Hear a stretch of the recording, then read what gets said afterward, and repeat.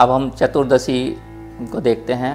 दीपावली से पहले छोटी दिवाली भी बोलते हैं इसको नरक चतुर्दशी बोलते हैं और इसको रूप चतुर्दशी भी बोलते हैं। तो देखो कितने अच्छे नाम है ये। नरक चतुर्दशी इसलिए भी बोलते हैं क्योंकि नरकासुर का वध किया था भगवान कृष्ण ने सत्यभामा के साथ, ऐसा करके कहानी आती है। तो जैसे हम बात कर रहे थे, ये पूरा समय हमारे त्योहारों का असत्य पे सत्य की विजय है, नकारात्मक पे सकारात्मक की विजय के रूप में इसको मनाते हैं। तो नरकासुर का वध किया था भगवान कृष्ण ने चतुर्दशी वाले दिन। साउथ में इसको बल्कि पूरी तरह दिवाली की तरह ही मनाते हैं, सत्यभामा और कृष्ण से जोड़ा है इसको। और रूप चतुर्दशी भी बोलते हैं इसको। तो जो लोग सुंदरता अपनी बढ़ाना चाहते हैं, सुंदर बनना चाहते हैं, तो उस दिन वो भगवान की पूजा एक विधि विधान से करते हैं, उपटन वगैरह करते हैं, नहा धो के तैयार होकर पूजा करते हैं, उससे रूप बनता है उनका। तो रूप जो है वो प्राण शक्ति बढ़ती है, ऊर्जा बढ़ती है, तो सहज ही रूप विकसित होता है। एक तो होता है कि मेकअप करके हम सुंदर बनते हैं, एक होता है हम सचमुच में बहुत सुंदर लगते हैं।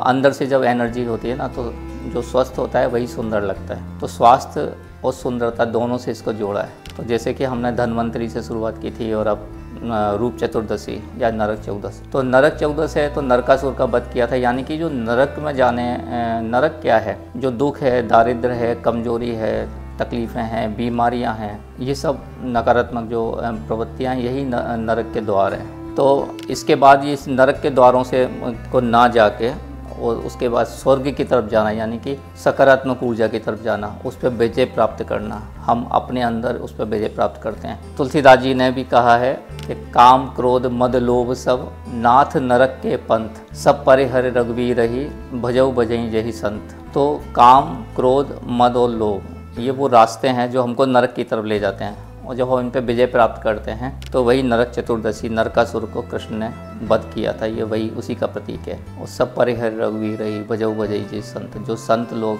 जैसे भगवान को भजते हैं, राम को, ऐसे हमें भी भजना चाहिए। तो आगे जब हम आगे बढ़ते हैं तो दीपावली हमको राम की विजय की गाथा सुनाती है, जिसके रूप में हम पूरे दुनिया में इसको प्रसिद्धि के रूप में देखते हैं दीपावली को। तो इस नरक चतुर्दशी पे हम भगवान से प्रार्थना करते हैं कि सब उस रूप को प्राप्त करें। एक्चुअल में मैंने बताया था कि स्वस्थ रहने से ही हम सुंदर होते हैं। यहाँ पे एक बात और भी है कि रूप चतुर्दशी है ये, कि हमारा वास्तविक रूप क्या है, क्या हम ये शरीर हैं या शरीर के अंदर हमारा कुछ हम कोई और हैं। अगर हम उस अपने आत्म स्वरूप को प्राप्त करते हैं, उस रास्ते पे जाते हैं, वो स्वर्ग से भी ऊंचा रास्ता है, शायद हमारा सर्वोच्च लक्ष्य है वो। तो ये रूप चतुर्दशी हमको उस तरफ प्रेरणा देती है। और नरक चतुर्दशी के नाम से भी भगवान कृष्ण से हमको प्रेरणा मिलती है कि हमको अपने कैसे दुष्प्रवृत्तियों पर विजय प्राप्त करनी है, और अपने आप में हमारे अंदर ही राम है, हमारे अंदर ही रावण है, विजय प्राप्त कैसे करनी है। ये सब संदेश हमको ये त्यौहार दे रहा है। और ये कितना अच्छा है, हम कितने भाग्यशाली हैं कि ये सब हमारे पूर्वजों ने हमको परंपरागत रूप से दिया हुआ है। बस हमको इसको समझ के इसको जीने की ज़रूरत है, एक दूसरे के साथ मिल के, ये भाव को अपने अंदर प्रकट करके, अपने अंदर अपने ऊपर विजय प्राप्त करके, उन सब प्रवृत्तियों पे जो दुष्प्रवृत्तियाँ हैं, अपने अंदर के रावण पर विजय प्राप्त करके, अपने अंदर के राम को भज के,